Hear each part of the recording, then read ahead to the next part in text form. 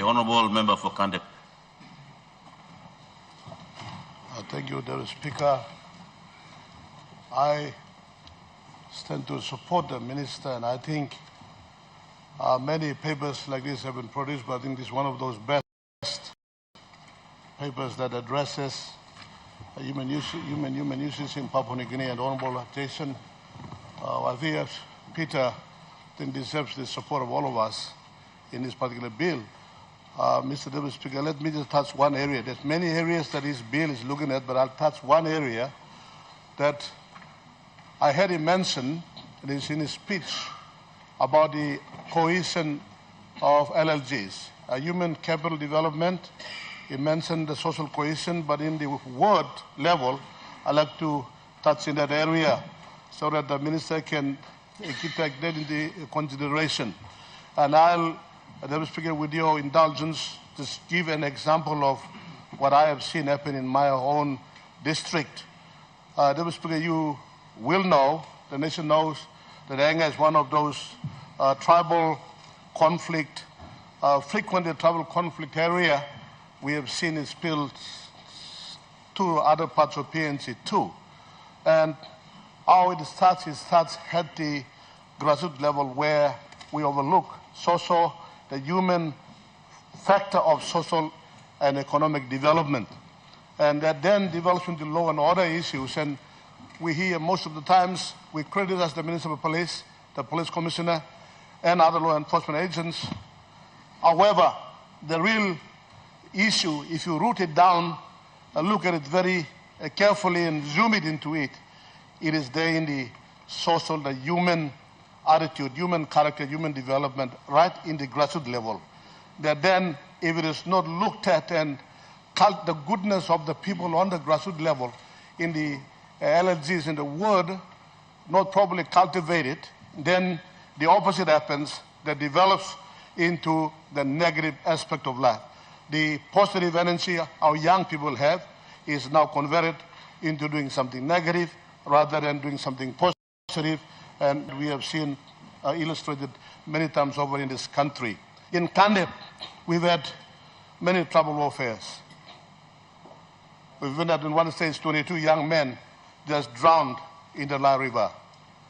I've had people, warriors on tribes, they're killing each other. They burned down some of those infrastructures that we have humbly established for our people, burned down into ashes because of the feud that exists between these tribal people. And even police go in. We spend a lot of money to set up camps in Kandep Station or in various sub-districts of the electorate in order to appease these tensions and these confrontations and volatility of tribal violence and tribal killing. That has not worked. Is it because the police are slack? No. Is it because the government is slack? No. Is it because we are not putting service in the district level? No. That is because we are not addressing the human being at the grassroots level. We've been looking at the macro level. We're doing all right, big things up here. We're giving so much money to the police, the other government departments, the public service, etc. But they don't trickle down. So the problem is at the ward level. And what I've done, Mr. Deputy Speaker, is maybe because I've been with my people for a longer time, so it opened my eyes. Sometimes in the past, I had failed to address that issue. But now I think consistently addressing them, I've realized it is right at the ward level. So what we have done, Minister, would take note of this through you, the Chair, is that we should look at how do we empower the ward, the LLC, the council of ward. The council of ward is where 1,000 people, 3,000 people are inhabiting that particular ward. And there's a councillor there, and you have the ward people there. So if this bill is addressing the LLGs, like I hear the Minister is saying, then that will then trickle down to the ward level, because the ward level will have its own ward committees established by the organic law.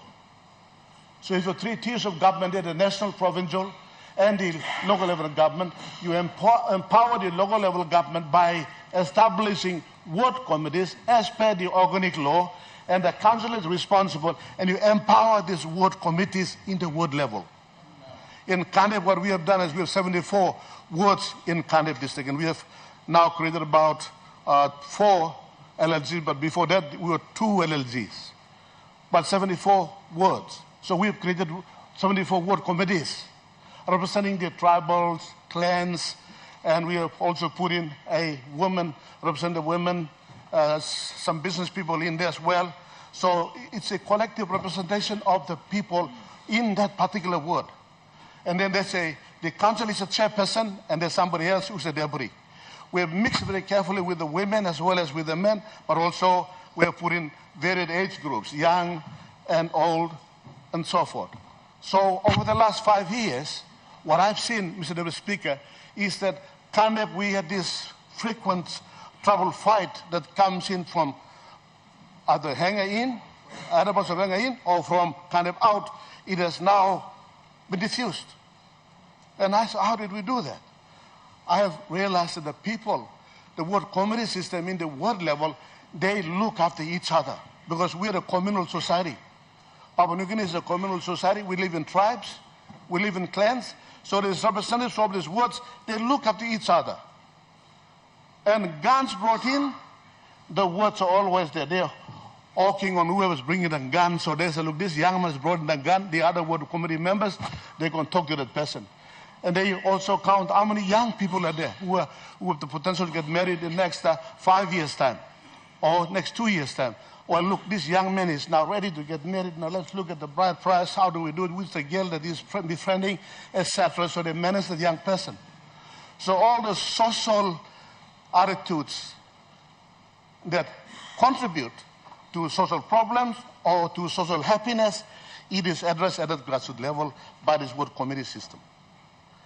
And Mr. Deputy Speaker, Kandep, we have not had fight for the last 5 to 7 years compared to the rest of Enga. I've talked to the governorship, and I'm talking to other members. Let's strengthen the ward committee system and let's empower these people. You don't have to give them money. Just play sports. Playing sports in there and other people going in like the United Nations. Mr. Deputy Speaker, I've also spoken to the United Nations recently about 2 weeks ago on this, and I showed them that concept, and I'm meeting with them from time to time to make Kandep a pilot project for ward committee system that empowers people in the council of ward. So I see that's working, and this bill addresses that. And I think it is one of the best bills because every other bill, we're looking at all materialistic things. A road is a materialistic thing, a classroom is a materialistic thing, all these other issues we're talking about, they're all material things, right? Of course, they will enhance human capital development, but they are not directly the human. But there are only 3 areas that address human. Social development, like this bill before us, skilling of the young people, skilling, education, skilling, and 3, the health. The health. You have to be in good health in your body within to reflect the goodness without. And that's what social sector is supposed to be a leading department. Look, let me say this. Look, excuse me for saying some things bluntly, Mr. Deputy Speaker, but we seem to be happy with where the money is. But money has proven not to be the solution all the times. Social sector development, where we go down to the human person, is very important. That should be the priority. As enshrined in our Constitution, in the Constitution, integral human development is priority, and that's what this bill is doing, and the ministers leading us in the right direction, and the leadership of the Prime Minister. And another fact I've also seen in Kandep is this. Drug. Mr. Deputy Speaker, drug. Drug is stealing our young people. Marijuana is stealing our young people. How dare we don't see this? I have a son, his name is Ezra. I sent him to school here and he went to school in Australia. Came back in Cairns, and I was very happy that you'd be one of those young people to make us proud. But he had inherited the habit of taking drug. And now I took him to Lauloki and look, we're going to put it there and we're going to train him up. He fought us and we took him back again. We took him to the Seventh Adventist Church. We took him to Dr. Psychiatrist. Doctor, it's a wonderful lady. Ambi. Dr. Ambi, she has been personally counseling Ezra to become better and become better. And we tried to take away the drug in him for about 12 months. But then we thought he was strong already. And he went and took the drug again. And Ezra recently, just about 1 week ago, sold the cooker in our house. And my wife, Sharon, comes and tells him, Don, the cooker is gone. I said, I cannot steal it. Ezra sold it because he wants to buy drug. So drug is killing our young people. When we're talking about the future, what future are you talking about, Mr. Deputy Speaker? It's a 1-year-old person here, 5-year-old child, the 10-year-old girl. That's the future you're talking about. What future do you mean? We're not talking about this parliament. We're not talking about a building. We're not talking about the roads, airports, and all these things. It will require human beings, the skills and the character and discipline to look after them. This law addresses those issues. It's not just any other ordinary law. The social development is where it develops the human person, the human capital for social cohesion, for integration, to become one.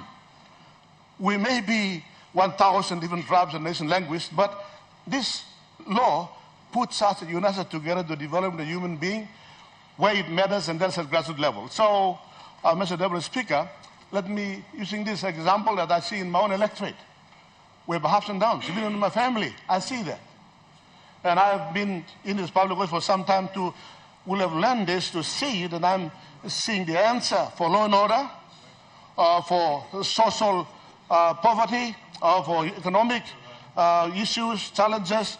It is right there in the ward level, in the family unit, where you ward councillors, they must be given more empowerment, direct financing from the parliament to the LLGs. We are putting them on the payroll. Now I say that the Treasury, the Prime Minister, and his whole parliament, let's think again to put money not just to the provincial government system, but also directly to the local level government systems, and they then empower the ward committees in the individual wards, and you find the ward committees are there, and of course you can develop also in the ward committees and ward committee system, community policing if you want.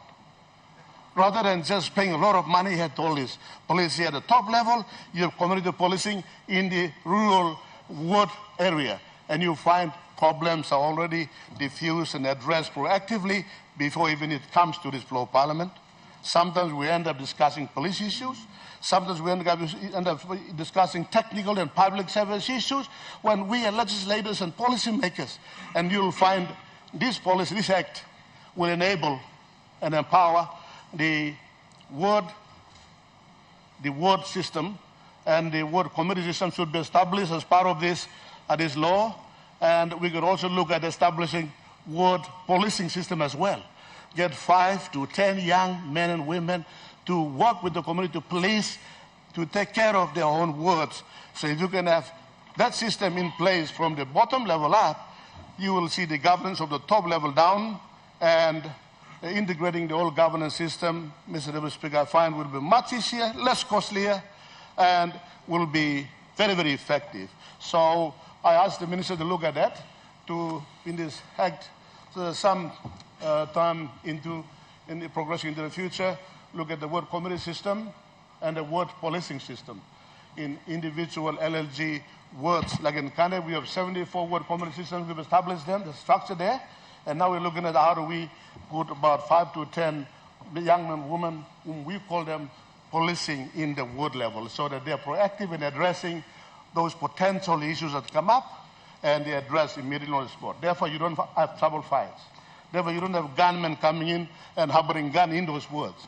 Police will find it difficult to find them, but the community themselves will be on the guard. They will be the solution providers. So it's a good bill. Thank you, Mr. Speaker. Thank you, Minister.